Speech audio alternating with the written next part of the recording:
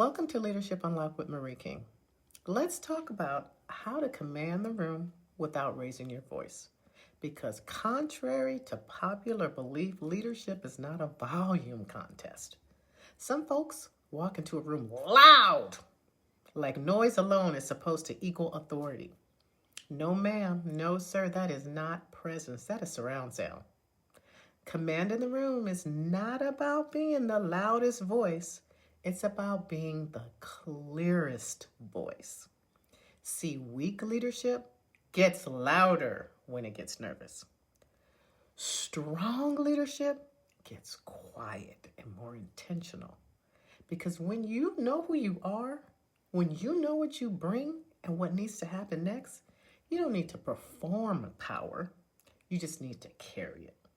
And let me tell you something. Nothing will make a room sit up straighter than a person who speaks with calm, clarity, and zero need to prove they belong there. That is command. Command is not yelling over people. It's saying one sentence so clearly that nobody needs to repeat it. Command is not talking the most. It's knowing when to speak, what to say, and when to let silence do the heavy lifting. Let them ramble. Let them over-explain. Let them spin in circles trying to sound important.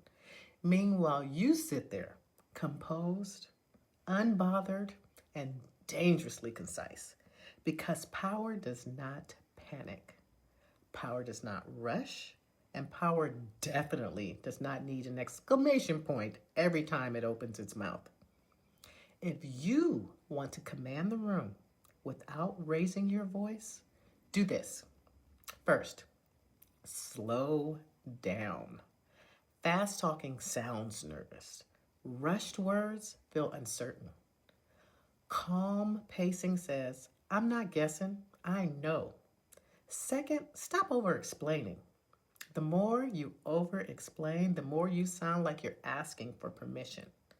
Say what you mean and mean what you say, and let that land.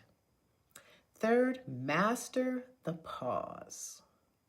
Silence is not awkward when you're in charge. Silence is where authority breathes. A pause after a strong point will do more than extra 5 sentences could ever do. And fourth, stop shrinking your language. Take I just think, take maybe, take sorry but, take all those nervous seasonings off your sentences. Say it clean. Here's what commanding the room sounds like. Not, sorry, I just wanted to ask something real quick. No, sir, no, ma'am. Here's a better way to say that. Here's what needs to happen. That's it. That's the sentence. That's the power. Because commanding the room is not about making people feel small. It's about making the direction so clear that confusion does not stand a chance. The loudest person in the room is usually fighting for control. The calmest one already has it. And that is the difference. Anyone can raise their voice. Not everyone can raise the standard. Tune in weekly to Leadership Unlocked with Marie King, where leadership starts with you.